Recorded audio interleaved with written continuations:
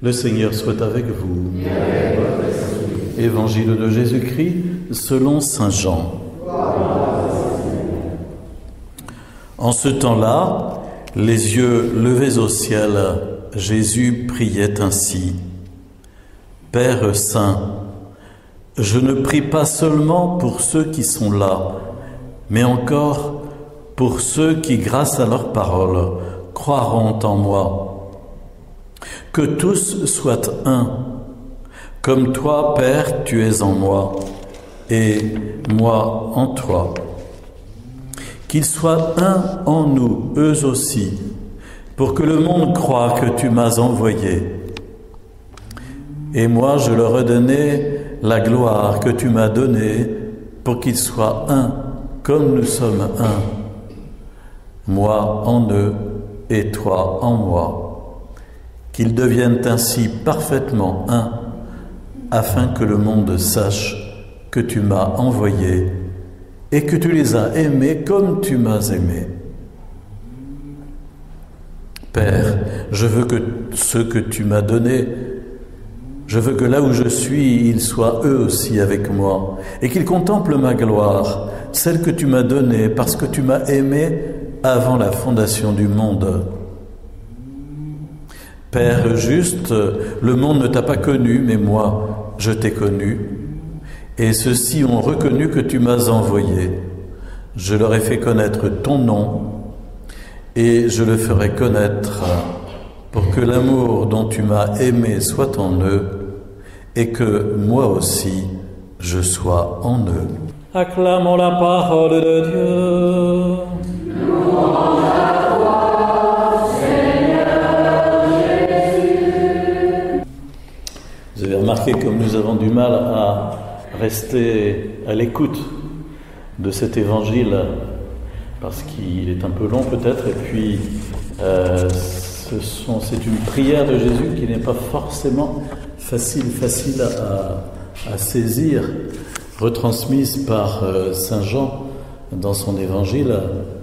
Saint Jean nous dit que le jeudi saint au soir, puisque vous le savez, saint Jean consacre la moitié de son évangile à cette période, jeudi saint, vendredi saint et puis jour de Pâques, 10 chapitres entiers, la moitié de son évangile, et il nous dit que le jeudi saint au soir, Jésus a parlé longuement avec ses disciples.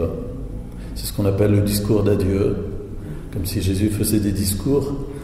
Et puis, il a prié son Père pour l'unité de tous les disciples, de tous ceux qui croiraient après les 12 qui étaient là. Jésus a prié pour l'unité de l'Église, comme on dirait aujourd'hui, n'est-ce pas? Et vous avez entendu la requête que formule Jésus, que tous soient un, comme toi, Père, tu es en moi et moi en toi, qu'ils soient un en nous, eux aussi. Et on perçoit à l'écoute de cette prière que Jésus conçoit l'unité entre nous, chrétiens, qui sommes ses disciples aujourd'hui. Il conçoit cette unité comme étant une participation à l'unité qu'il y a au cœur même de la Trinité. Et de même que le Père et le Fils et l'Esprit sont un, et que par compénétration mutuelle, en quelque sorte, ils vivent une unité profonde dans l'Esprit Saint, de même, nous aussi, nous sommes pris dans ce mouvement de communion parce que l'Esprit de Dieu habite en nous. C'est inconcevable si nous ne postulons pas au point de départ que l'Esprit Saint nous habite par le baptême, par la confirmation. Et samedi, 110 adultes vont être confirmés à la cathédrale à 18h30. Si vous êtes libre samedi, venez donc à cette célébration de confirmation à la cathédrale où Virginie sera confirmée. Et ce n'est compréhensible, cette unité, qu'en postulant que l'Esprit Saint habite en nous. C'est ainsi que nous pouvons prendre part à l'unité qui est au cœur de la Trinité et que nous pouvons laisser l'Esprit Saint nous conduire sur un chemin d'unité entre nous. Ce qui veut dire, entre parenthèses, évidemment, être purifié de tout ce qui peut être esprit de division, esprit d'orgueil, de supériorité les uns par rapport aux autres, que sais-je, enfin la liste sûrement est longue, mais nous avons besoin de cette purification sans cesse pour produire le meilleur de la charité et de l'accueil de l'autre, tel qu'il est, et non pas tel que nous voudrions qu'il soit ou tel que nous pensons qu'il devrait être. Accueillir l'autre tel qu'il est, accueillir le don que le Dieu me fait à travers l'autre, et ainsi vivre dans l'unité, qui n'est pas pour autant, évidemment, la confusion. Mais voilà, Jésus prie pour cette unité comme étant quelque chose d'indispensable afin que le monde puisse croire que lui, Jésus, est Dieu.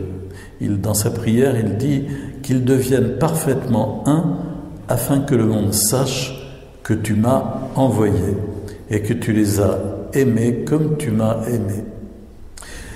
Chaque fois que nous tolérons la division, nous empêchons l'Esprit Saint de poursuivre sa course.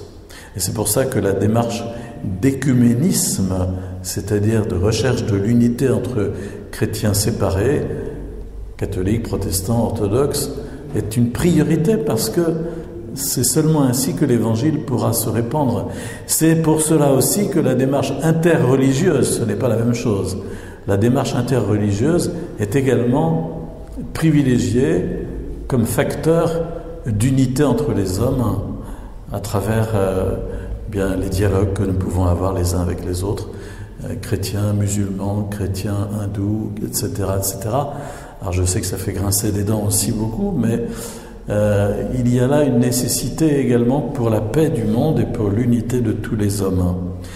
Envoyés dans ce monde, munis de la prière de Jésus, parce que Jésus prie pour nous sans cesse, eh bien, nous sommes un facteur d'unité dans ce monde et chargés de, partout où nous passons, de répandre cette bonne odeur de l'unité dans notre vie quotidienne.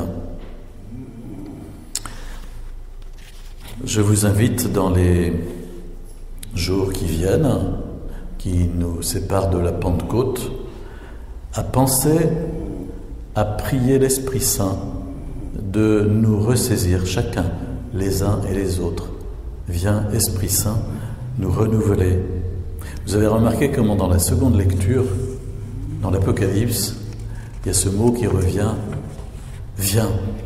C'est Jésus qui dit que l'Esprit et l'épouse disent viens. L'Esprit Saint au cœur des chrétiens dit viens. Il appelle Jésus.